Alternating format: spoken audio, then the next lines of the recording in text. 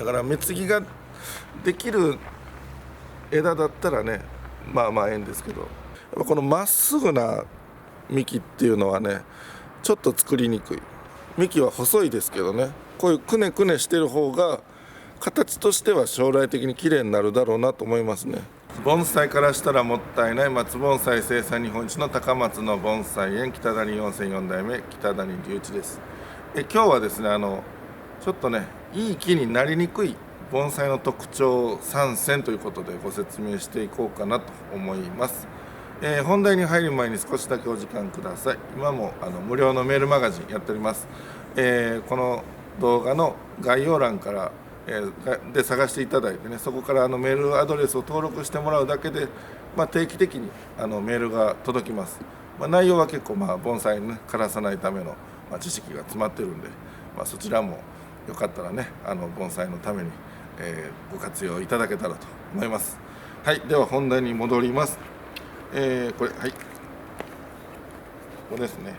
いい木になりにくい、盆栽の特徴3選ということで、はい、まず3つちょっと先に紹介していきます。曲がりの少ない直線的な幹と、幹があんまり曲がってないということですね。あと、枝の先にしか芽がないと、枝の先の方にしかない、中の方が芽がないという、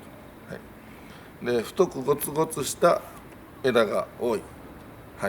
この辺りはちょっといい木になりにくい可能性が高いですよという、実際ねちょっとそれっぽいのを今目の前に用意してるんで、それを見ながら説明していけたらなと思います。これちょっと置いときますね。はい、少しお時間ください。YouTube やねメルマガでたくさんお話ししてきたんですけども、やっぱ初心者の方から最初ねどこから学べばいいかわからないというお声をたくさんお聞きします。まずやっぱ盆栽で一番大事なことっていうのはやっぱ最初の1年枯らさないことだと思うんですよね。でまずはもう水やり置き場からで、それをねしっかりとね管理を体系的に学べるウェブ講座を作りました。盆栽枯らさない講座北谷隆一ウェブ版ということでね、3980円で販売中でございます。詳しくは概要欄の方を見ていただいたらありますんで、そちらからご購入いただいて、お勉強していただけたらなと思います。よろしくお願いします。ではまず最初曲がりの少ないね直線的な幹ということで、これ手元に用意してますけども、こちら曲がり少ないですね。直線的ですよね。多少太み、太さは出てきてるんですけど、枝もまあまあありますけど、やっぱこのまっすぐな幹っていうのはねちょっと作りにくい。でこれよりまだ幹は細いですけどね、こういうくねくねしてる方が形としては将来的に綺麗になるだろうなと思いますね。これ針金でちょっとこうするだけでもう将来いい感じなところが見えてきてますよね。そちらからね、やっぱこの曲がりですね、幹の曲がりがある方が将来性豊かいい木になりやすいというところはあります。ただ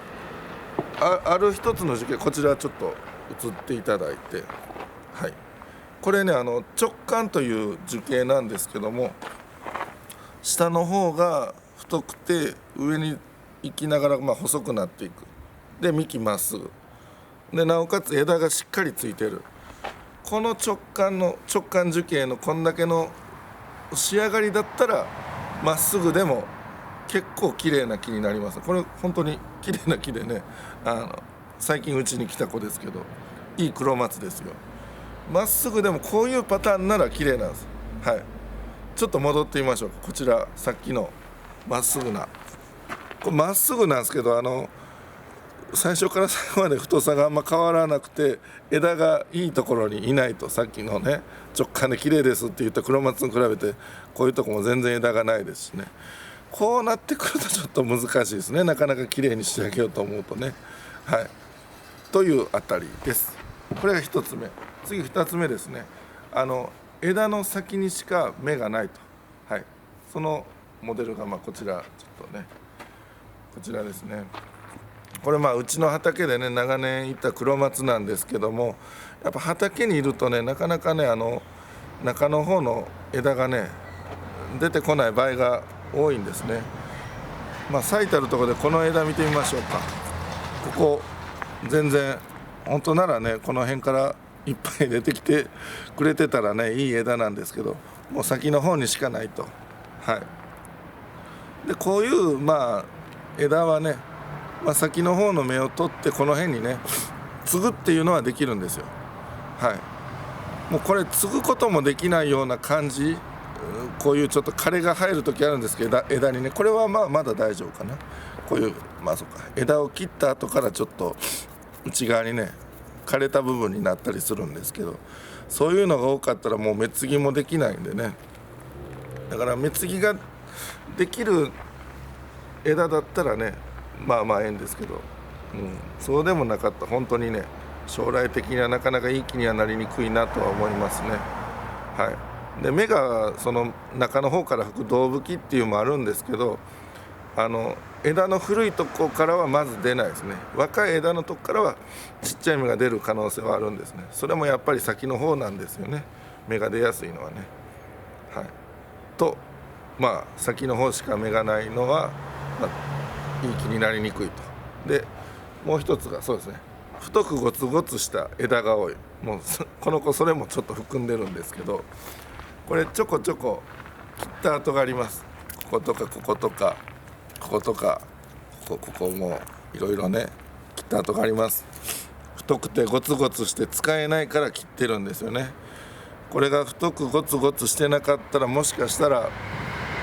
使えてたかもしれないです。この木を良くするために。もう使えないから少ないなりにやると。これもねこの木自体はねさっき言った直線的なね曲がりのない直線的な幹じゃないので、頑張りはどうにか良くはなりそうなんですけど、やっぱこういうねゴツゴツしたんがあると枝がしっかりつけれないですよね。だからあんまり太くゴツゴツした枝ばっかりでもうさっとね枝多くて派手そうやなと思ってもねよく見てください。結構使えん枝の可能性ありますからね。その辺は盆栽選びをするときはそこを気をつけてもらった方がいいかなと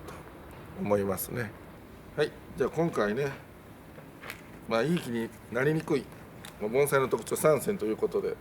ちょっとおさらいしますと、曲がりの少ない直線的な幹、中には直管という樹形で綺麗な木もいますけど、あんまりいい木になりにくい